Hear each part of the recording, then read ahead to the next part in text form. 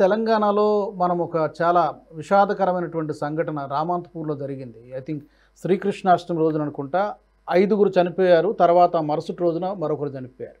అంటే మనం తరచుగా చూస్తూ ఉంటాం. మన డే టు డే లైఫ్‌లో చూస్తూ ఉంటాం.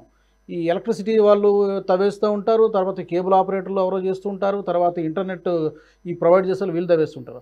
ఒక డిపార్ట్మెంట్‌కి ఇంకో డిపార్ట్మెంట్‌కి కోఆర్డినేషన్ ఉండదు. మొత్తం వైర్లన్నీ ఎక్కడికక్కడ చెల్లాచెదురైపోతూ ఉంటాయి. సో సరిగ్గా దీనికి బలైపోయారు ఆ రోజున పాపం అమాయకులు. సో దీనికి ఎవరిది బాధ్యత అని చాలా స్పష్టంగా హెచ్ఆర్సీ హ్యూమన్ రైట్స్ కమిషన్ సుమోటోగా తీసుకుంది. హైకోర్టు కూడా చీవట్లు పెట్టింది. అంటే ఏదైనా ఒక ఇన్సిడెంట్ జరిగితే తప్ప వీళ్ళెవరూ రంగంలోకి రారా అనేటువంటిది క్వశ్చన్. రారు. హైదరాబాద్లో గుంతలు పడి 4 చనిపోతే అప్పుడు వీళ్ళు లేస్తారు. ఏంట్రా ఏం జరిగిందని చెప్పి. మొన్న జరిగిన కృష్ణాష్టమి ఒకటే కాదు రాజుగారు, ఆ రోజు మీకు గుర్తుంటుంది. దాని తర్వాత కూడా చాలా మంది చనిపోయారు అక్కడ ఇక్కడ. ఇప్పుడు గణేష్ చతుర్థి వస్తుంది చూడండి, మళ్ళీ మొదలైంది. మనం చూసేది బండలగూడలో జరిగింది, కొన్ని ఏరియాస్లో ఇదంతా జరిగింది. అంబర్పేటలో జరిగింది, అది కానీ రామాంతపూర్లో జరిగిన ఇన్సిడెంట్ చూసాము. ఎలక్ట్రిసిటీ షాక్ ఎందుకు జరుగుతుంది? ఒకటి, మీ హై టెన్షన్ వాయిస్ ఒకటి ఉంటుంది, దానికి ఒక స్పెసిఫిక్ హైట్ ఉంటుంది. హైట్ కన్నా కిందకు రాకూడదు అని చెప్పి చేశారు. చాలా ప్లేసెస్లో కేబులింగ్ చేశారు, అండర్ గ్రౌండ్ కేబులింగ్ చేశారు, మంచి పని చేశారు. కానీ ఇక్కడెక్కడ మనం చూస్తే ఇప్పుడు ఓల్డ్ సిటీకి వెళ్ళండి మీరు ఒకసారి, అన్ని వైర్లు మీకు ఎక్కడ కావాలంటే అక్కడ డ్యాంగిల్ చేస్తూ ఉంటాయి. ఈ కేబుల్ అనే బిజినెస్ రాజుగారు మాఫియా బిజినెస్.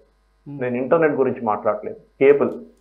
ఈ కేబుల్ టీవీ ముందు చాలా పాపులర్ ఉండే, మీకు గుర్తుంటుంది. ఒక టైంలో ఈ డిష్ లేకున్నప్పుడు, మిగతా ఓటీటీ ఆప్షన్స్ లేనప్పుడు, ఇంటర్నెట్ త్రూ ఓటీటీ లేనప్పుడు అందరం మనం కేబుల్ ఆపరేటర్ మీద మనం ఆధారపడి ఉన్నాం.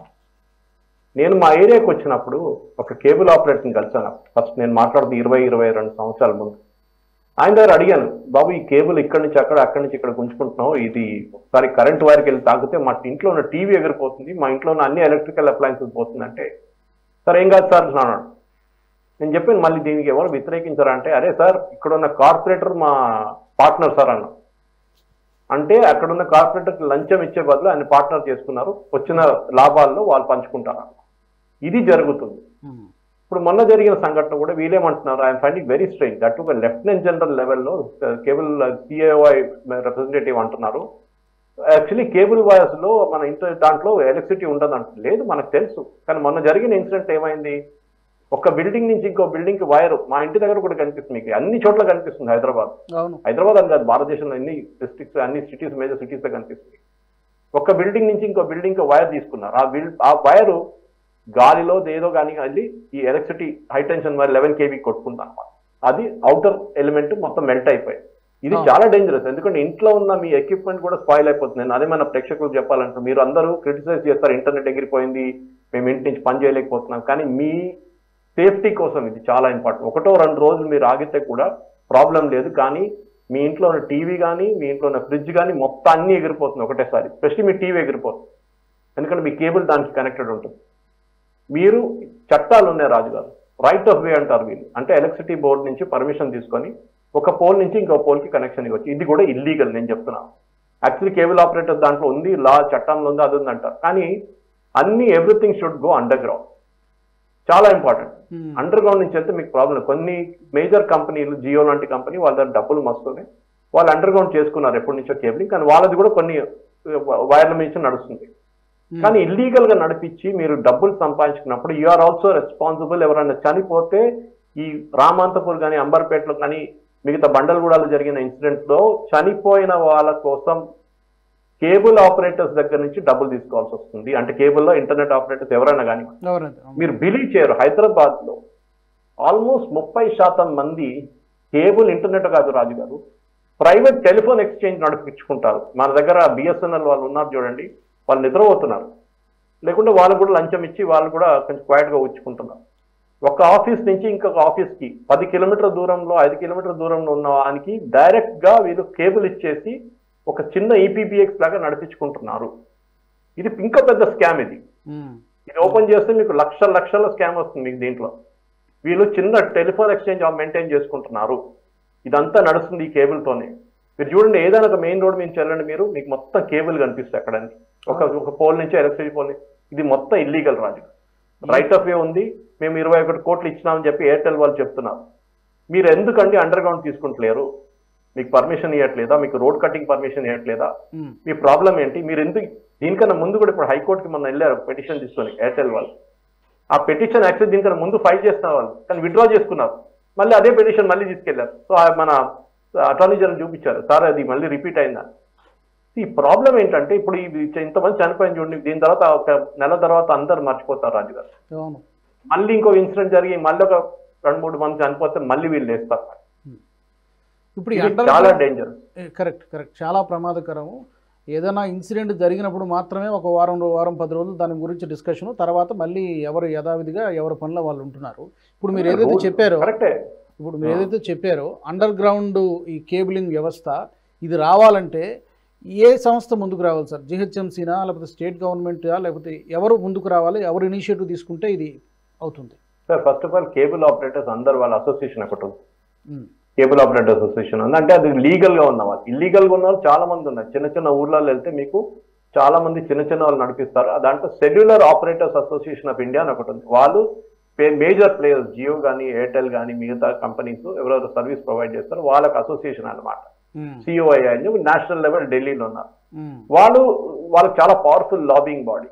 నేను చెప్పాను కదా, వాళ్ళు కూడా మొన్న ఎలక్ట్రిసిటీ బోర్డు కట్ చేసినప్పుడు కండెమ్ చేశారు. వాళ్ళ director general, lieutenant general SP Kochar condemn చేశారు. ఆయన చేయకూడదు, ఇట్లా కట్ చేయకూడదు. కట్ చేయకపోతే ఏం చేస్తారండి?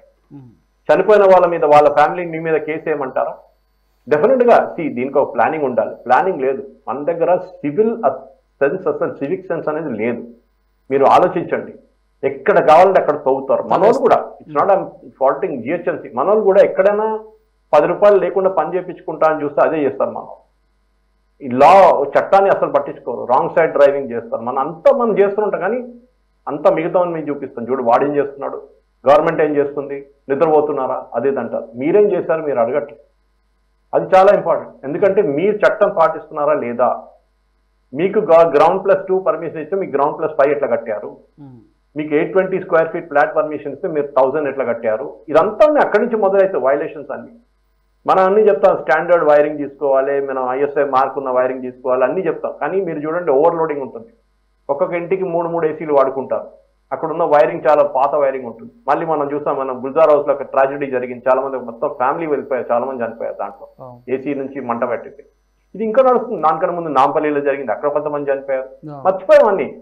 హైదరాబాద్ లో ప్రతి సెల్లార్ మిస్యూజ్ చేస్తారు. దీనికి జిహెచ్ఎంసీలో ఉన్న అఫీషియల్స్ ని ఫస్ట్ వాళ్ళ మీద క్రిమినల్ కేసు పెట్టాల్సి వస్తుంది. మీరు దీన్ని ఎట్లా ఆపలేరు. మీరు పార్కింగ్ ఎక్కడుంది, పార్కింగ్ చోట్లలో మీరు జనరేటర్ ఎట్లా పెట్టుకుంటున్నారు, పార్కింగ్ చోట్లలో వీళ్ళు కార్టన్స్ ఎట్లా పెట్టుకుంటున్నారు, పార్కింగ్ ఏరియాలో షాప్లు ఎట్లా పెట్టుకుంటున్నారు. దీనికి హైకోర్టు లేసేదాకా వీళ్ళు కూడా లేవరు. కానీ జిహెచ్ఎంసీ అఫీషియల్ రేపు ఏదైనా యాక్సిడెంట్ జరిగితే వాళ్ళు they should be criminally culpable హోమోసైడ్ గా తీసుకోవాలి దీన్ని. అదే ఎలక్ట్రిసిటీ బోర్డు కూడా అదే. మీరు ట్రాన్స్ఫార్మర్ పెట్టిన తర్వాత దాని చుట్టుపక్కల ప్రొటెక్షన్ ఇస్తారా లేదా. ట్రాన్స్ఫార్మర్ కొన్ని అపార్ట్మెంట్స్ కి, కొన్ని కమర్షియల్ కాంప్లెక్స్ ట్రాన్స్ఫార్మర్ తీసుకొచ్చి రోడ్డు మీద పెడతారు. ఎందుకంటే వాళ్ళు లోపల పెట్టుకోరు. వాళ్ళు ఎందుకది చట్ట ప్రకారం వాళ్ళ కాంప్లెక్స్ లోపల ఉండాలి. షేర్ లంచం ఇస్తారు అక్కడ. నేను చెప్తున్నాను, ఈ ఎలక్ట్రిసిటీ బోర్డు అని కాదు, అన్ని జిహెచ్ఎంసీ అన్ని డిపార్ట్మెంట్స్ లో మీరు వాళ్ళ అసెట్స్ ని ఒకసారి చూడండి. అసిస్టెంట్ ఇంజనీర్ కానీ, చీఫ్ ఇంజనీర్ కానీ, మిగతా ఇంజనీర్స్, లైన్ మ్యాన్ నుంచి అందరు చూడండి. వాళ్ళ అసెట్స్ ఒకసారి చెక్ చేయండి. వాళ్ళకి ఎన్ని ఇళ్ళు ఉన్నాయి, వాళ్ళకి ఎన్ని ప్లాట్లు ఉన్నాయి, వాళ్ళకి ఎంత బంగారం ఉంది చూడండి ఒకసారి. అప్పుడు మీకు తెలుస్తుంది నిజం బయటపడుతుంది. అందరు అట్లా చెప్పట్లేదు నేను, కానీ చాలా మంది, majority of them are like that. ఎందుకంటే మన దేశంలో లంచం తీసుకోవడం అనేది ఒక రైట్ గా అయిపోయింది అన్నమాట, మ్యాటర్ ఆఫ్ రైట్. మనం డైలీ చూస్తుంటాం పేపర్లలో, వీని పట్టుకున్నారు, వాన్ పట్టుకున్నారు, వాని ఇంటి నుంచి 20 కిలోల బంగారం దొరికింది, ఇన్ని ప్లాట్లు దొరికింది, అదే అని చెప్పేసి. So this is also part of that Raju గారు. ఈ యొక్క యాటిట్యూడ్ ఉంది చూడండి, చల్తా హే యాటిట్యూడ్. మన పాపులేషన్ 140 కోట్లు ఉన్నారు, లేకపోతే కొంతమంది చనిపోతే ఏమైతుంది లేదని చెప్పి ఈ యొక్క యాటిట్యూడ్ మార్చాలి మనం. అది చాలా డేంజర్. ఎందుకంటే ఇప్పుడు జరిగిన ఇన్సిడెంట్ మొన్న అదొక tragedy. It was a series of incidents. ఇప్పుడు ఆలోచించి మొన్న ఒక ఇండక్షన్ చనిపోయారు. అక్కడ ఇండక్షన్ అంటే వైర్ టచ్ కాలేదు ఇంకా, గణేష్ ఏదో పెడుతున్నప్పుడు. అది కూడా వీళ్ళకి బేసిక్ నాలెడ్జ్ చెప్పకుండా మీరు పర్మిషన్ ఇస్తారు, రోడ్ల పైన పర్మిషన్ ఇస్తారు, ఎక్కడ కావాలంటే అక్కడ పర్మిషన్ ఇస్తారు, ఎలక్ట్రిసిటీ గుంజుకోమంటారు. పొద్దున పూట కూడా లైట్లన్నీ ఆన్ ఉంటుంది. నాకు అర్థం కాదు ఎట్లా నడుస్తుంది. వీళ్ళు ఏం చేస్తున్నారు. నేను గణేష్ ఒక్కటే నేను చెప్తాను, ఈవెన్ మా ఇంటి దగ్గర కూడా గణేష్ పెడతారు, పర్మిషన్ తీసుకుంటాం, అన్నీ చేస్తాం.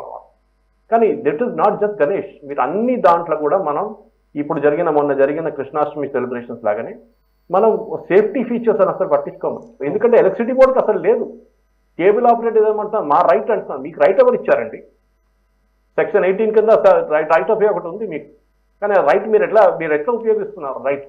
ఎందుకంటే మీ ఫ్యామిలీలో ఒకరు చనిపోతే చాలా మంది వచ్చి కొన్ని న్యూస్ పేపర్స్లో కామెంట్ చేశారు, మాకు ఇవాళ వర్క్ ఫ్రమ్ హోమ్ ఉండే మా దగ్గర పోయింది కనెక్షన్. మీరు మీకు వర్క్ ఫ్రమ్ హోమ్ ఒక రోజుకి ఎగిరిపోయిందండి, జీవితం ఎగిరిపోతే ఏం చేస్తారు మీరు? అప్పుడేం చేస్తారు? మీ ఇంట్లో మీ ఫ్యామిలీలో ఒక చనిపోతే మీకు దాని పెయిన్ మీకు అప్పుడు తెలుస్తుంది. ఇట్లాంటి ఏదో హార్ట్ అటాక్ కానివ్వండి, మిగతా ఏదైనా డిసీజ్ చనిపోతే మనం చెప్పొచ్చు దేవుడు గాడ్ విల్లింగ్ అని చెప్పేసి, God way of doing it అని. ఇది దేవుడు కాదు, ఇక్కడ నడిపిస్తూ షియర్ నెగ్లిజెన్స్ అండి రాజు గారు. ఇది అన్నిట్లో మున్సిపల్ పర్మిషన్లో కానివ్వండి ఏదైనా చూడండి, ఎక్కడ కానీ అక్కడ వైలేషన్. వీళ్ళెళ్ళి చెప్తారు మీరు కోర్టుకి వెళ్ళి స్టే ఆర్డర్ తీసుకోండి అని చెప్పి, వాళ్ళే సజెస్ట్ చేస్తారు జిహెచ్ఎంసీ వాళ్ళు. నేను చెప్తున్నాను చాలా సెల్లార్లు చెక్ చేయండి. ఫస్ట్ చెప్తున్నాను, కుంభకోణంలో జరిగిన స్కూల్ ట్రాజడీ తర్వాత సుప్రీంకోర్టు చాలా మంది గైడ్ లైన్స్ ఇచ్చారు. ఒక్క గైడ్ లైన్ కూడా పాటించట్లేదు జిహెచ్ఎంసీ వాళ్ళు. హైదరాబాద్ వెళ్ళి అక్కడెక్కడ కొట్టుకుని ఉంటారు, కానీ మేజర్ వాళ్ళు పెద్దవాళ్ళందరూ పక్కన పెట్టేస్తారు. పెద్ద పెద్ద పాములన్నీ తిరుగుతున్నాయి, చిన్న పాముల్ని పట్టుకుంటున్నారు అంతే. తర్వాత ఏంటంటే సార్, బేసిక్గా ఈ డిపార్ట్మెంట్స్ మధ్య అస్సలు కోఆర్డినేషన్ ఉండదు, ఇన్ఫర్మేషన్ ఉండదు. ఎలక్ట్రిసిటీ డిపార్ట్మెంట్ ఏదో వాడి పని వాడు చేసుకెళ్ళిపోతారు, ఇంకో పక్క ఈ టెలిఫోన్ ఆపరేటర్స్, ఇంకో పక్క ఈ మీరు చెప్పిన ఈ ఇంటర్నెట్ వీళ్ళు ఎవరికి నచ్చినట్టు వాళ్ళు తవ్వేస్తూ ఉంటారు. మళ్ళీ తవ్వడం, మళ్ళీ దాన్ని ఓపెన్ చేయడం. ఈ లోపు కొన్ని నెలల పాటు అలాగే ఉండిపోతాయి.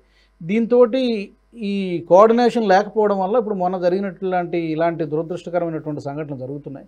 ఎవరో ఒకరిని ఒక సీరియస్గా అకౌంటబిలిటీ ఒక బాధ్యుడిని చేస్తే తప్ప, క్రిమినల్ కేసులు లాంటివి ఏమైనా పెడితే తప్పితే ఇలాంటి వాటికి చెక్ పెట్టలేమో అనిపిస్తుంది సార్. కరెక్ట్ రాజు గారు, మీరు చెప్పింది కరెక్ట్. ఈ వీడియో మీకు నచ్చినట్టయితే లైక్ చేయండి, 10 మందికి షేర్ చేయండి. అలాగే కామెంట్ల రూపంలో మీ అభిప్రాయాలను మాతో పంచుకోండి. Nationalist hub group of channels ను సబ్స్క్రైబ్ చేసుకుని తెలుగునాట జాతీయవాద జర్నలిజాన్ని ప్రోత్సహించండి. ఈ వీడియో కింద ఉన్న బెల్ ఐకాన్ పై క్లిక్ చేయడం మర్చిపోవద్దు.